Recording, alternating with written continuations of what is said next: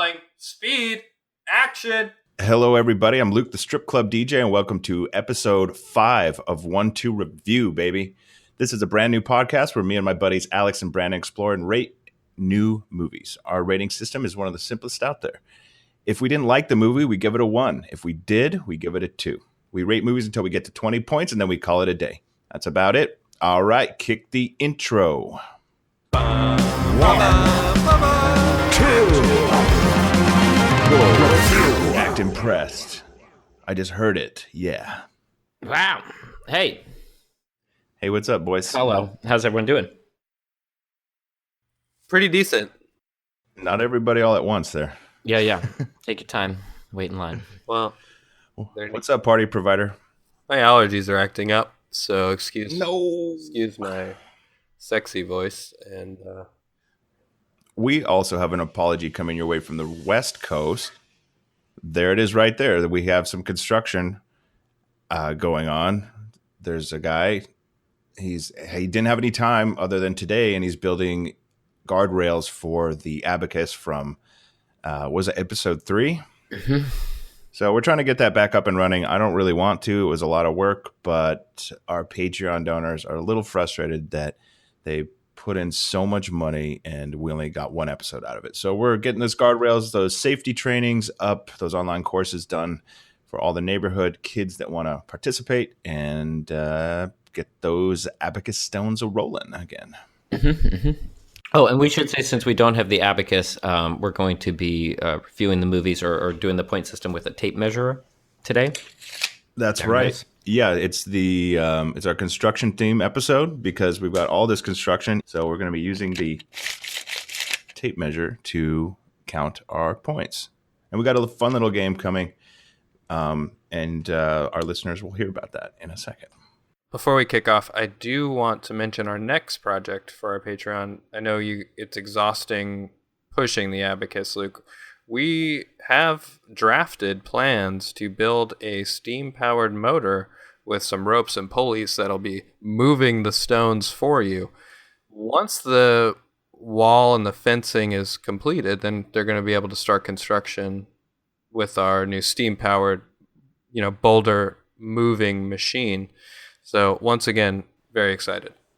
It's going to be so cool. It's going to be such a cool piece of kind of antiquated technology in our backyard. Really a piece of art. This is Strati Anginati, world famous cappuccino machine builder is actually, and he's a steam expert. So he's going to be building this all out of pounded brass and copper. It's going to be It's going to look beautiful. It's going to, So we're stoked for that. And I am too, because it's going to be less physical labor. Absolutely. And just keep in mind, 75% of all the money donated goes directly towards the steam machine. So keep those dollars coming. We'll keep burning them and turning them into steam. Yep. Well, let's kick it off with a film, yes? Yes. All right, guys. The first film that we watched this week, or the first one we're reviewing at least, is called Catwalk. Catwalk is a film about a fresh kitten who enters the cat modeling business and is quickly overwhelmed by all of the opportunities that she faces. Her name is Minch. She is a little cute little black cat. And her owner takes her to a cat audition thing, and the cat gets the part or whatever. Well, I guess first the cat is approached, is seen on the street, is approached by this agent and is asked, the owner is asked if she would like to bring the cat in for some photos. She nails an audition, and then the cat gets quickly thrown into this whole world. I like this movie a lot, guys. What do you guys think? Absolutely. Minch, the kitten, is so undeniably adorable. It is insane that they were able to capture that much cuteness on the screen. What else can I say? I mean, it's basically a lean 90-minute film about a beautiful kitten. And, what if you take the perspective of that kitten in the modeling industry? Mm-hmm. Well, and the opportunities, where the film goes is interesting. Minch is offered to go to Sweden or to live on a boat with a millionaire. All of these things, opportunities are presented, and it's a little overwhelming for Minch. Yeah.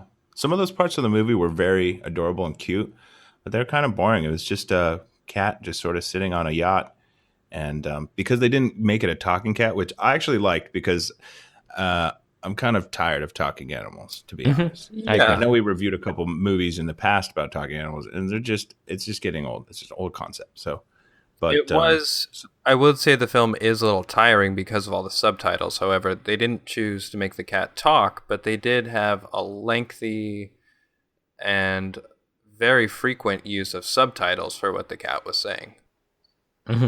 Yeah, they did kind of like a thought twat thing where they just wrote out the subtitles of what the cat was thinking, and that was cute too. He's very they verbose. Used that funny.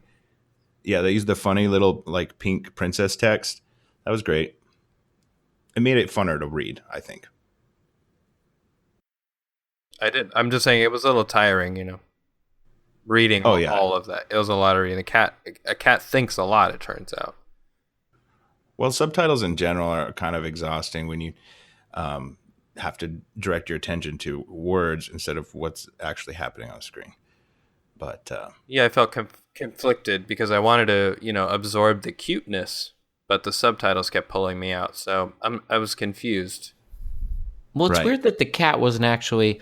So when an actor is in a movie and an actor is saying a line, they're at least aware that they're pretending to feel that way. But that cat really was just playing, and then they told us what they thought the cat was thinking. I guess I'm saying the cat wasn't acting, and that's kind of weird.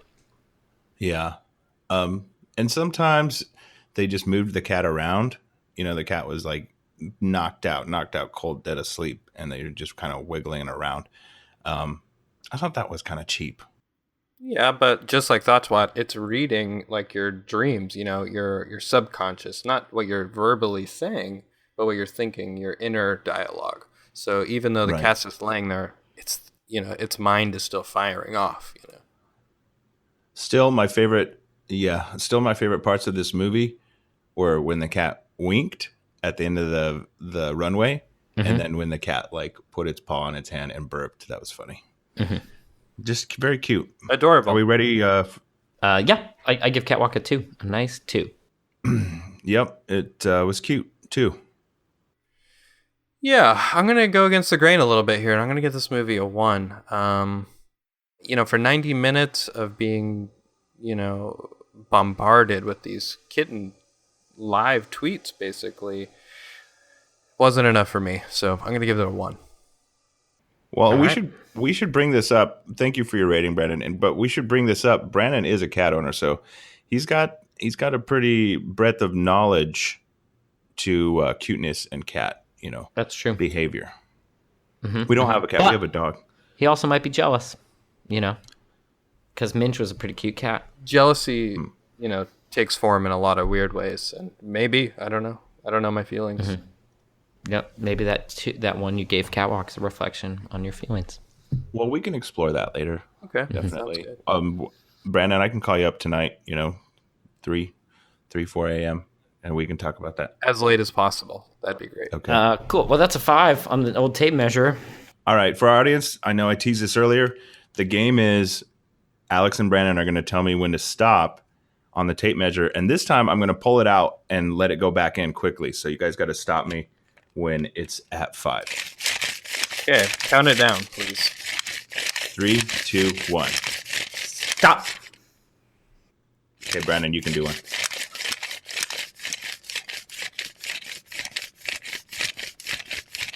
Brandon? Wait, are you pulling it out? What's going on right now? I thought you were like extending it. That's what it sounds like to me. This is another stupid game where you're just guessing when he's pointed in and out when it's at 5. All right, let's try this again. Oh, okay. All right, Brandon. Okay. Just regular style, because, I guess I didn't explain it very well. No. Okay, go ahead. Now. Okay, I pulled it out to 9, so. There we go. We're locked in at 5.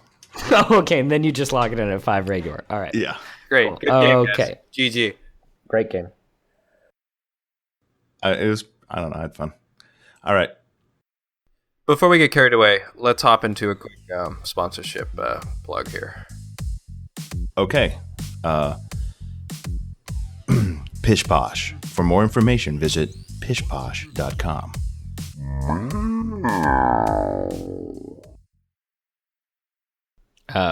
You said posh, not poo. Oh, poopish? Pish poo. I read it as fish poo. All right, let me say it here. Be quiet. Let me do it again. All right.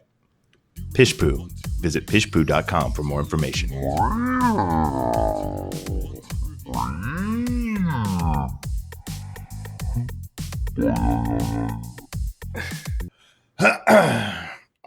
All right. All right, boys. Our next movie that we reviewed is actually not a new movie. This movie is 18 years old, a relic from the Y2K era. It's called Y2K Farm Guide 1999. Now, I think Brandon has a little information on this. Yeah, thanks, guys. I know this was an interesting film when I suggested it on the Slack. There was a lot of controversy, a lot of how do I find this? What is it? Okay, so let me take a moment to explain the Y2K Farm Guide 1999. This was a Blockbuster exclusive rental made specifically and targeted for rural farm areas. Its hope was to be released before 1999. However, due to some complications, it didn't turn out that way, but we will go into that later. What this is a guide onto, prevent the Y2K bug from affecting your farm and shutting it down. So this was a very interesting and informative film. And we all know how the Y2K bug turned out. So what did you guys think of this? And were you able to secure a copy? Did we all see this film? Yep. I got it. Saw it. Yeah, I borrowed Alex his copy. I got it from eBay. Found it on eBay. From a guy also in our neighborhood, strangely enough. So I was able to walk to his house and purchased it for $5. Good deal. But the VHS player was the tough part. Finding a VHS player was tough. Because our copy was VHS. You might have had, did you have a DVD or did you have a VHS? I downloaded it online. I found a pirated version of it. Our copy was actually, it was the DVD version bounced to a VHS tape. Yeah, someone had dubbed it. So yeah, we got to see the like menu screen. Yeah, you got to see the person choose the menu. It was interesting. No, I've heard about this company. They take the DVDs, turn them into VHS so that they can kind of simulate, the VHS kind of. It was cool. It was cool to watch something on a VHS. I hadn't done it in a while. So let's talk about the movie. It's a documentary, and it covers all farm operations. So raising cattle, pigs, wheat growing, rice operations, corn, beans, tomatoes, and all the problems that can go wrong.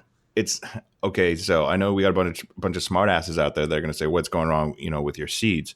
Well, there's a lot of electronics that are in farm operations that rely on clocks, timed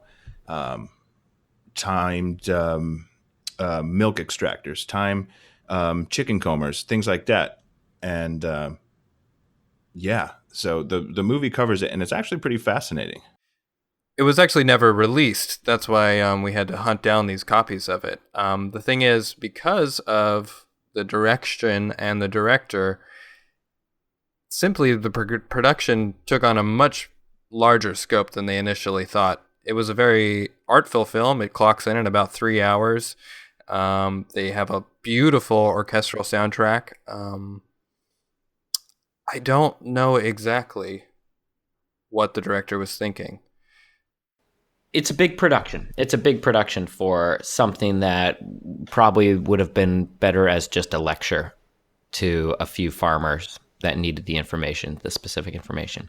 But it ended up, I don't know how much money was poured into this flick, but quite a bit of money. Like you said, there's a big orchestral score. There's, large sweeping shots. There's a lot of helicopter work, a lot of, a lot of terminal work, satellite footage, live terminals. When you're down on, you have to go down to the ground source of some of these fields, hack the terminals basically on the mainframe there. There's some really beautiful shots of what it's like inside these computers in 1999. And let me tell you, it was Internet Explorer, so there's no Chrome back then. That was crazy. I had no idea they had these gigantic server rooms buried underneath farms. I didn't know they needed all that computing power to, raise animals and grow crops. Yeah, they're basically the size of the original computers. They're huge. They take up huge rooms underneath most farms, most modern farms. Yeah, and the farmers wear these special static-free overalls that prevent them from, destroying any of the server equipment. So pretty cool stuff. And yeah, the sweeping shots from the helicopter over the American farms really give me a lot of respect for that whole culture and the farmers of America. So God bless. God bless. God bless. Before we give it our review, how did the Y2K bug affect you guys? I don't think I went out that night. I think I stayed out with my parents. What happened was I think I lost all of my save files on Carmageddon 3D and Duke Nukem, so I had to replay those games. Nuts. Oh, what a bummer. Yeah. I actually have very fond memories of playing Duke Nukem 3D with you online, Luke, with our dial-up modems. Yeah. Yeah, it was one of our favorite things was going to the strip club and throwing tons of money at the stripper on stage. In the game. You get to see 16-bit tits. Mm-hmm. Not even though they had little tassels on the end of them, so on the nips. Oh, really? Yeah. Mm-hmm. See, but the pasties. But to your child's brain. And Brandon actually brought over, because I had just the demo. We could only play one level. Because we were just cheap. My family was very cheap. His family had all the cool games, and he brought it over on a CD and we beat it together. I remember that.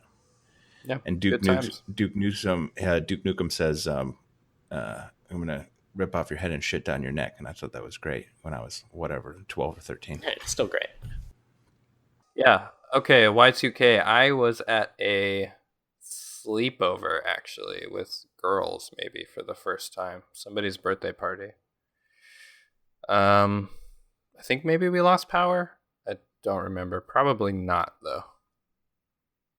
Maybe it was just the parents just screwing with you guys. Oh man, that would have been great. If I had children, I would have shut off all the power. Definitely. Yeah, that would have been hilarious. Yeah. Set off a few strobe lights or something. Erase their Carmageddon files. Damn it, that's what happened. Yep, you got had. Yeah, they wanted me to replay those games, I guess. Instead of buying you a new one. Genius. Yeah, your family is very cheap. They didn't want to buy you a new one, so they were like, we got to erase these files somehow, so he replays them. They hated those games. They were too violent. And there was the stripper. And now where do you work? Now I work at a strip club in Los Angeles. See? Video games are great, guys. That's what you do for a living. And I hit people with my car. Kill them. Oh, I shouldn't have laughed at that. No. Well, you can because I haven't. All right. Well, shall we move on? No, we need to. We got to put those. We got to put those scores on there. Yeah. I'm gonna give it a 1. What? The Y2K Farm Guide. Yeah.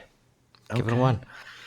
All right. It was too awkward to have so much production for something that again could have just been a lecture.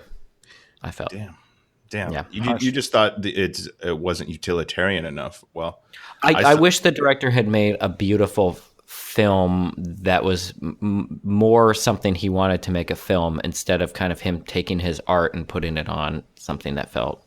I will say, for it being such an artful, musical, nice to look at film, the narration still was very technical and dry. So that was a little jarring, but I'm still going to give it a 2 because it was just it just gave me a newfound respect for farming.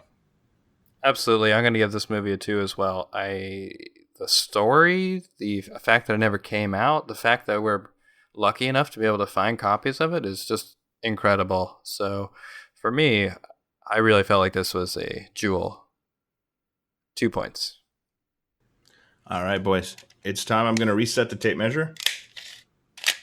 And tell me when to stop when you think it's at 10. Wait. I have an idea. Why don't you pull out 3 feet? Lock it in place. And let it back? And then let go of it. And then we tell you to stop when you have 10 inches. Or how many inches remaining? 10. Okay, there we go. Okay, ready? When you hear the click, it's going to go. All right. Now. Okay, you guys both said now at 0. Oh my goodness. Okay. It's fast. Do you want to try? One more time. We'll try again. Okay, one more time. Okay, ready? No. No. The thing is, I have no concept about how much you're pulling out. I'm pulling out 3 feet. Okay, maybe that's not enough, huh? Well, then it starts to get crazy. I don't really have a place to put all this. Wait, length Luke, take a moment. Pull it out as far as you can. Okay.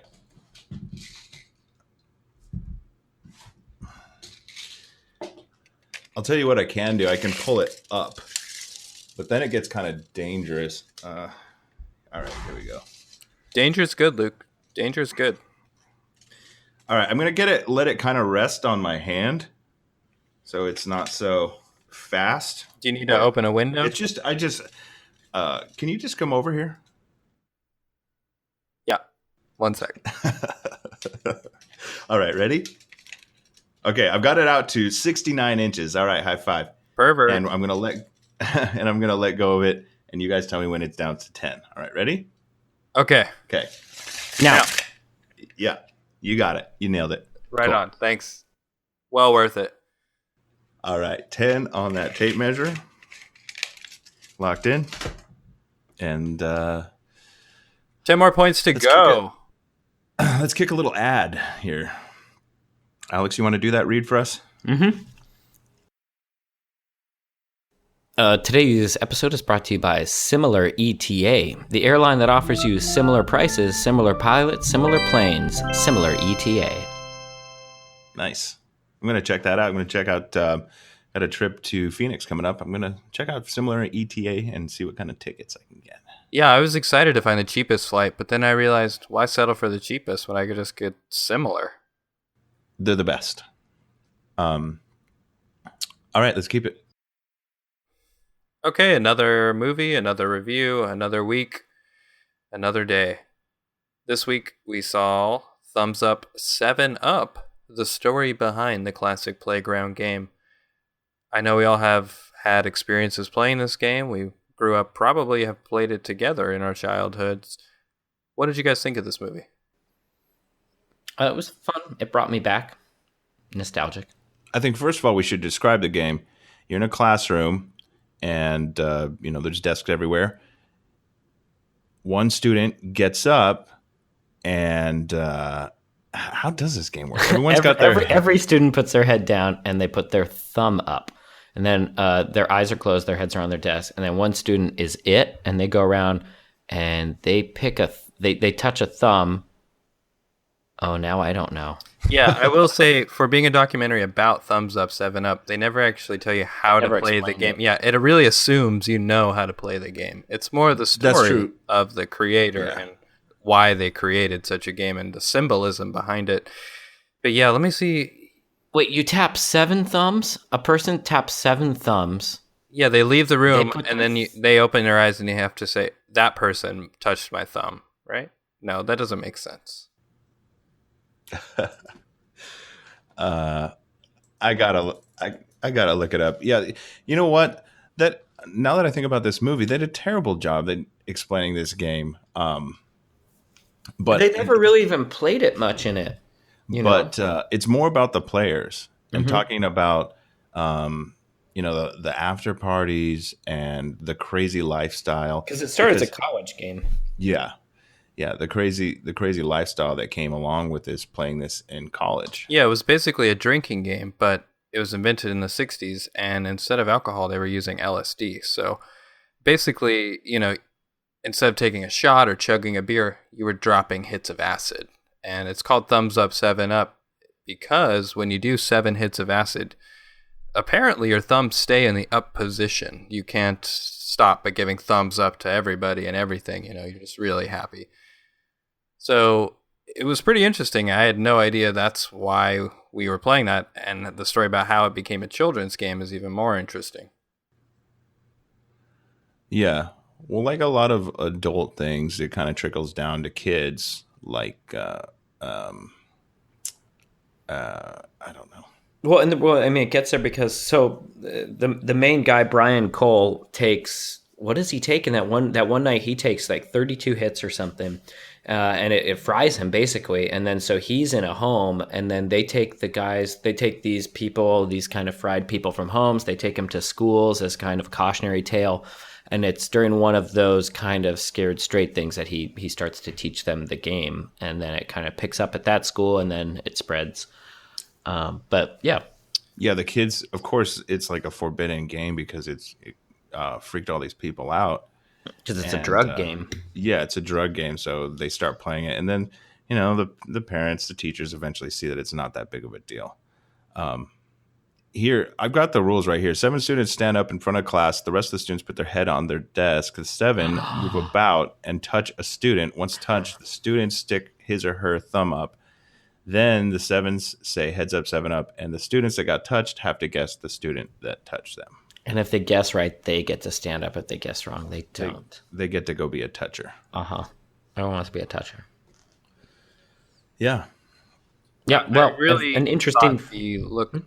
I really enjoyed the look behind the scenes of the professional Thumbs Up 7 Up. I also didn't know that there were leagues, and it's a televised event in some countries. That was truly fascinating. They really do consider this a sport. Yeah, and in modern times, I should say they don't use the drugs that really originated with the game. There's a lot of drinking and sex, though.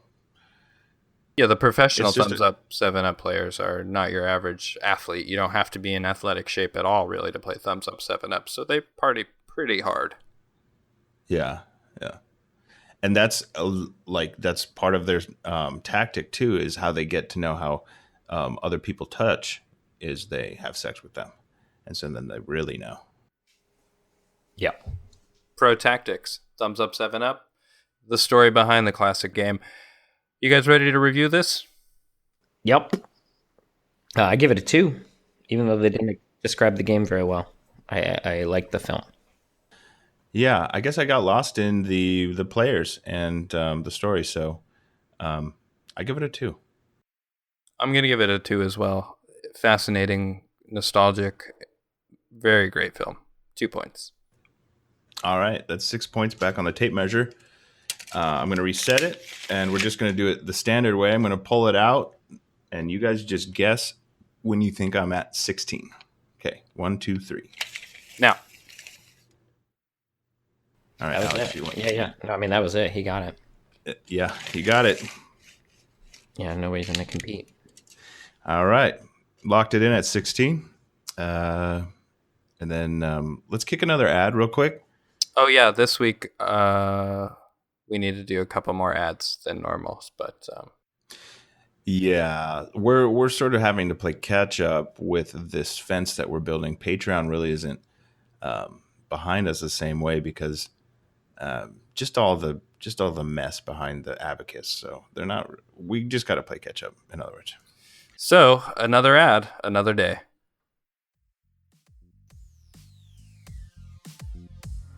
Where is Amelia Earhart? What kind of plane did Amelia Earhart fly around the world? What was the name of Amelia Earhart's plane? Where did Amelia Earhart land? Find out the answers to almost all these questions at the Amelia Earhart Museum, located in the heart of downtown Atchison, Kansas. Next week, we should be back on a regular schedule, so we won't have as many ads, but thank you for your patience, listeners. You got it. Okay, let's get to our next movie here. This week, we all saw another film by an Australian director. This was the film called Carried Away. I'll just give you a brief synopsis. Basically, Barbara was holding her boyfriend's competition kite while he was in the middle of a competition. Wind picked up, things got a little hectic, she gets carried away. He never sees her again. Luke, you immediately, emailed me when you left the theater about this film saying we all need to see it. Why were you so excited about Carried Away? Well, I emailed you and then I gave you a call, told you to check your email that night because Carried Away is it's a family film, but it's action packed and it's sort of, I don't know. You remember those movies in the 90s that were heartwarming and fun, but they didn't have all the gross fart humor and all the dick jokes that we have nowadays. It's just a good-hearted family movie that carried me away. Mm-hmm. Great action sequences, great special effects, just good acting. I will say for a family movie, it did have a lot of explosions. Nobody was violently hurt. There wasn't gore or anything, but there were some wild explosions, like when that gas tanker or gas truck or whatever, turns real quick and flies off the bridge and explodes. That was wild. Competition kite flying is pretty insane when they attach like the little missiles and flamethrowers on the kites while they fly them, and they're battling up in the sky.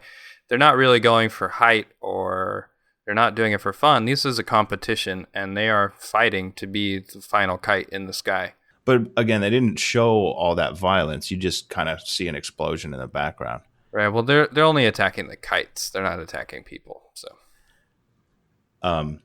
So Alex, there was a lot of really funny moments in this movie. I like when Barbara gets a dog, bites onto her pant leg, and then a cat grabs onto the dog. And then the rat grabs onto her, and then an ape grabs on because they fly over the zoo. Yeah, I like that chain of animals. That was pretty nice. Yeah. I like when she goes through the strawberry fields and she eats all those strawberries. She's basically it's kind of like Up, but if they never landed on an island. She kind of just keeps going until she goes all the way around the world and comes back to the competition.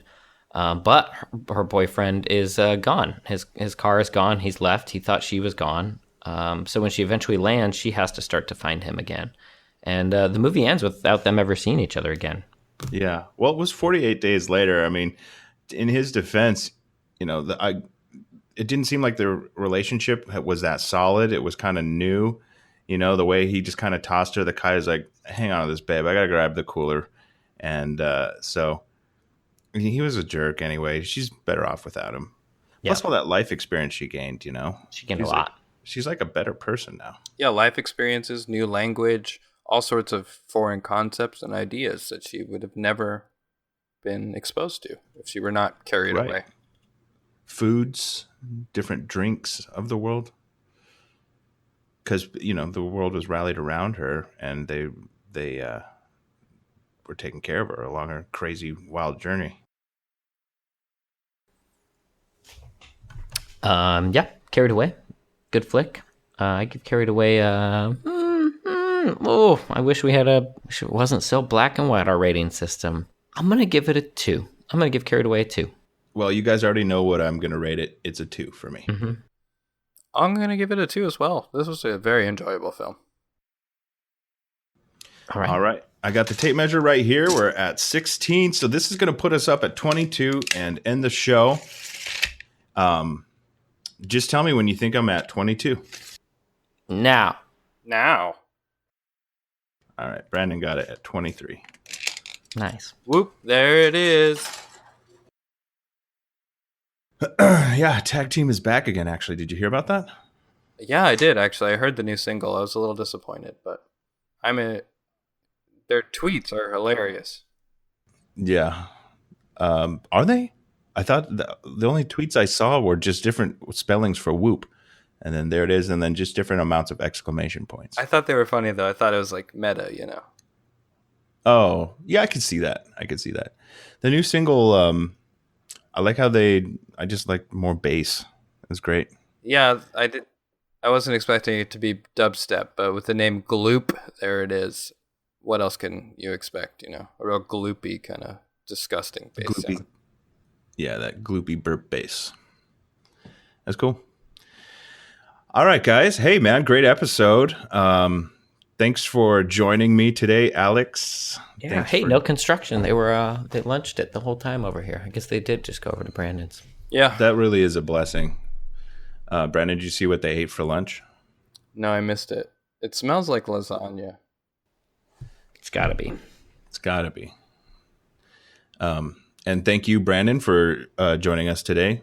And thank the great Lord for quelling any construction activities that we were expecting, because we were expecting it to have this episode be full of hammers and air compressors and skill saws. So Wow. none of that. Great. You know what they say, when you're a hammer, everything looks like a podcast. They do. All right, boys. Hey, thanks again for listening, guys. Check out our Patreon. And that's about it. All right, guys. We'll see you later. Peace. Please take care. Please.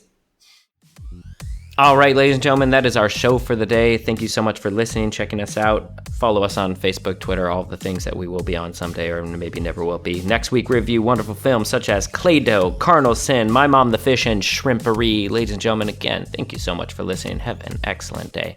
Peace.